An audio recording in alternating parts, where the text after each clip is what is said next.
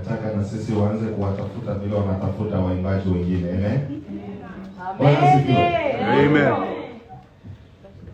Neno la leo, the word today, tutaanza kutoka katika kitabu cha Kutoka sura ya 16 mstari wa 20. we're going to start in the book of Exodus, chapter 16, verse 20. Kama una Biblia yako fungua hapo, Kutoka sura ya 16 mstari wa 20 mpaka 21. Exodus 16, 20 to 21. Nasoma katika jina la Yesu. Amen. Mstari wa 20 unasema, ama tuanze 19, thamani panda tu pale juu kidogo. We're Mstari going to wa start from verse 19. Musa akawaambia, mtu awaye yote asikisaze hata asubuhi. Lakini hawakumsikiliza Musa. Wengine miongoni mwao wakakisaza hata asubuhi, nacho kikaingia na mabuu na kutoa uvundo. Musa akawasirikia. Amen. Bali hii nafikiri ukianzia pale labda hautaelewa kidogo. If you start from there, you'll probably not understand the story. Habari hii kwa ufupi, kwa sababu ya muda wetu, unaweza ukaanzia mstari wa 16 sura ya kwanza. If you start from chapter 16, verse 1, Utaelewa vizuri ni nini hicho ambacho kimezungumziwa hapo, you'll understand what is being talked about here. kwamba Musa anawaambia wana wa Israeli That Moses told the Israelites kwamba mtu yeyote asikisaze hata asubuhi, asikibakize mpaka asubuhi. that no one should let it remain till morning. Hii ni habari ya wana wa Israeli walipokuwa wakitoka Misri wakielekea kwenye mji wa ahadi. This is the story of Israelites when they're coming from Egypt to the promised land. Walifika mahali ambapo walihitaji chakula, They reached to a place where they needed food. na hapo ndipo nitaanzia kichwa yangu ya neno. Nitakwambia unisikilize kidogo. And that is where I'm going to start. I'm going to tell you the time of the Walipofika word. mahali wanaisema njaa itatuua Musa, When they got to a place and said that we are going to die of hunger. tunahitaji Mungu wako afanye jambo. Moses, we need your God to do something. Tunatamani huko Misri tulikuwa tunakaa karibu ya masufuria za nyama. That we envy in Egypt, we were sitting close to food. Kwa hiyo Musa akamwambia, Mungu amesema hivi And Moses told them, God says kwamba kuanzia kesho asubuhi that from tomorrow morning, kuna chakula itakuwa inanyesha kama mvua kutoka mbinguni. that there is food that's going to be coming from Na heaven. Mungu anasema kwamba hicho chakula kitashuka kila siku. And God says that that food is going to be coming every day. Amen. Amen.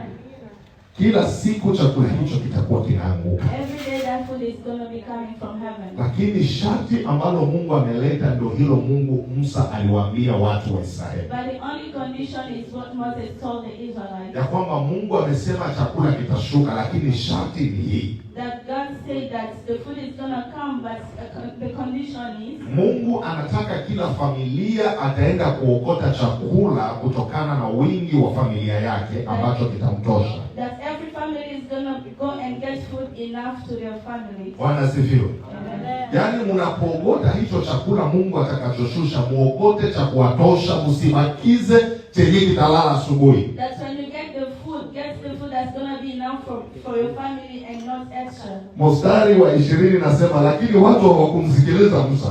Verse 20 says people did not listen to Moses. Wengine miongoni mwao wakakisaza hata asubuhi. And other people were keeping the food till morning. Mimi na wewe tunaweza tukawaelewa hao watu, You and I may understand these people. kwamba umekaa na njaa wiki mzima, That you are hungry for the entire week. sasa wanakwambia chakula hiki kitaanguka, And they told you that this food is going to fall. lakini from wanakwambia sharti kwamba uogote cha kukula leo tu. But they tell you to only pick what you're going to be eating today. Lakini watu hawakumsikiliza Musa, But people did not listen to Moses. wakaogota, wakahakikisha kitabakia hicho cha breakfast asubuhi. And they picked food and kept some for breakfast in the morning. Matokeo ni nini? Biblia inasema ya kwamba ilipofika asubuhi, The outcome, the Bible says, when it got to morning, wale waliowekeza kingine kikabaki mpaka asubuhi walipata kyote kinaoza. the people who kept the food till morning found it rotten. Amen. Amen. Najua huko nyumbani kuna watu ambao kuna wakati kwa sababu ya njaa tu kwamba chakula kikipigiwa jioni Yaani kunahakikisha kutabakia kidogo asubuhi kinakuwa ni cha vita hicho.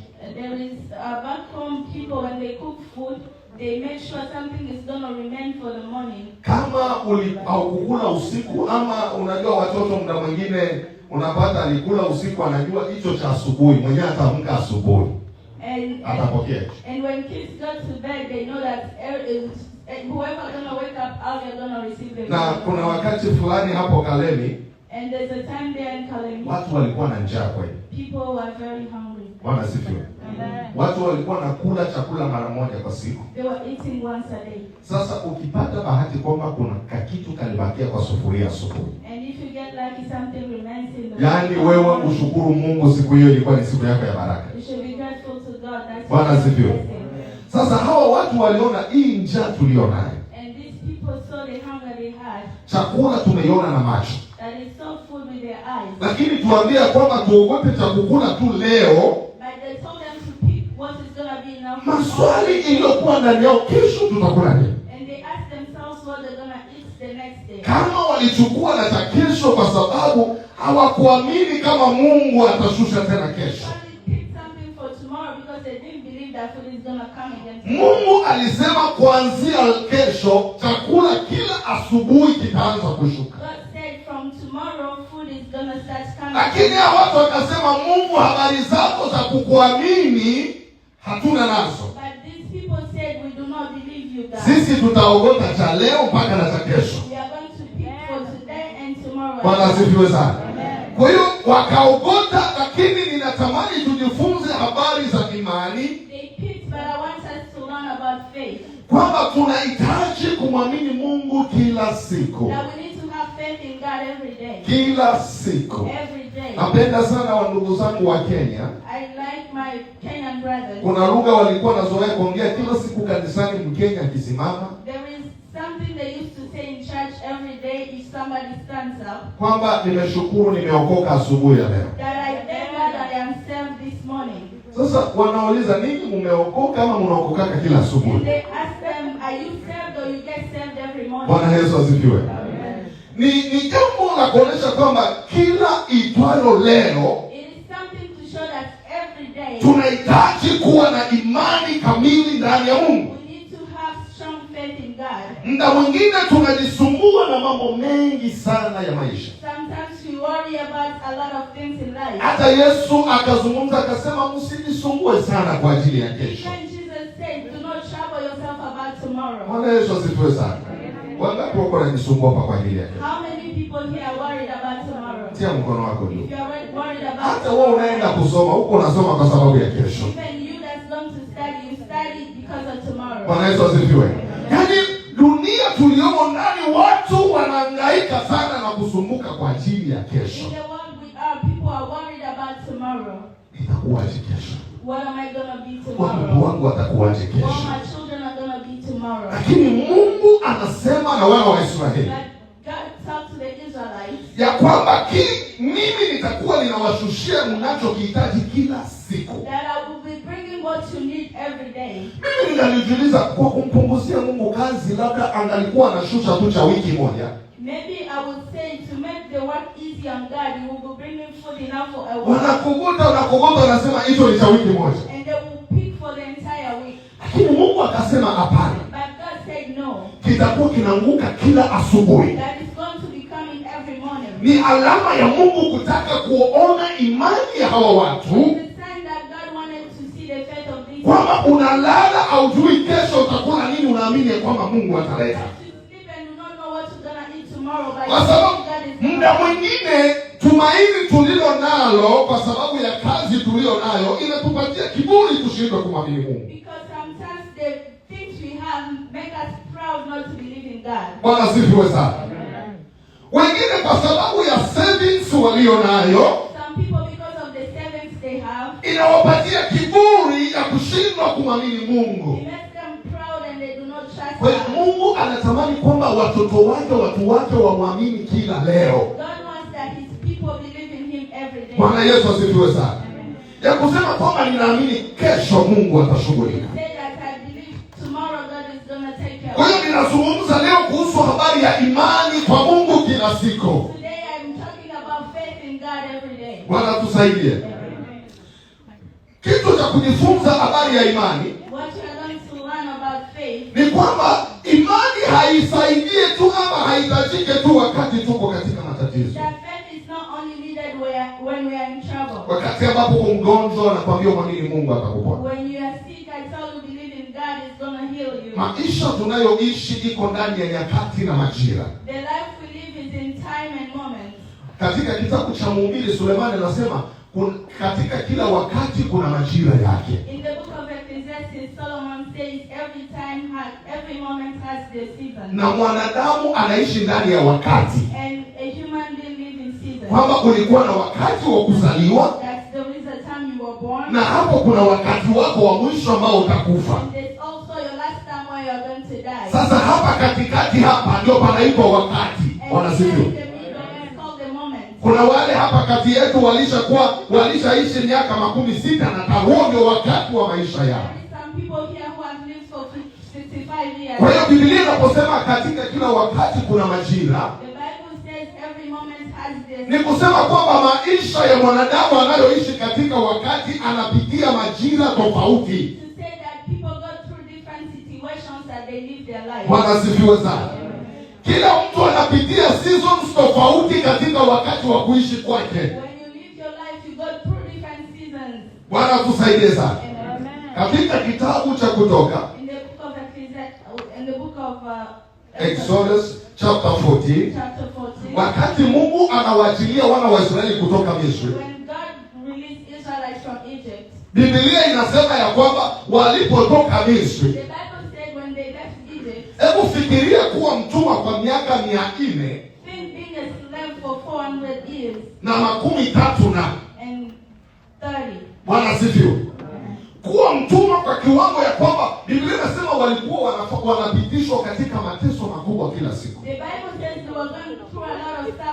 Yaani watoto walizaliwa wanaopata wazazi wao ni watumwa. Na wao wenyewe wakakuwa watumwa. Vizazi wazee wao walikufa. Yaani maisha yao yote yalikuwa ni maisha ya utumwa. Kwa hiyo habari ya wao kutoka Misri ilikuwa ni habari ya ushindi mkubwa sana kwa wana wa Israeli. Ninamkumbuka ndugu mmoja ambaye tulikuwa naye Kenya. Flight yake ilipotoka kwamba anakuja Marekani. Kwa hiyo walimtaarifu mapema kuna baki wiki mbili. Na alikuwa amefanya miaka 5 tu kambini. Na unajua pale kambini pale kuna wakati ulikuwa kuna mateso ya aina yake ambayo hauwezi kuyahadithia vizuri. Sisi tulikuwa kwenye jangwa hapo kambini. Ulikuwa uko nalala nyumbani. Unaamka asubuhi vumbi iko mdomoni. Bwana sidio? Unatoa makamasi hivi inatoka vumbi. Bwana sidio sana. Yaani kulikuwa napita upepo na vumbi sio kwa ya kawaida. And when there was wind, it was coming with dust. Mwaka ulikuwa unaisha watu waonaje mvua. And sometimes a year will go by without seeing rain. Bwana sidio?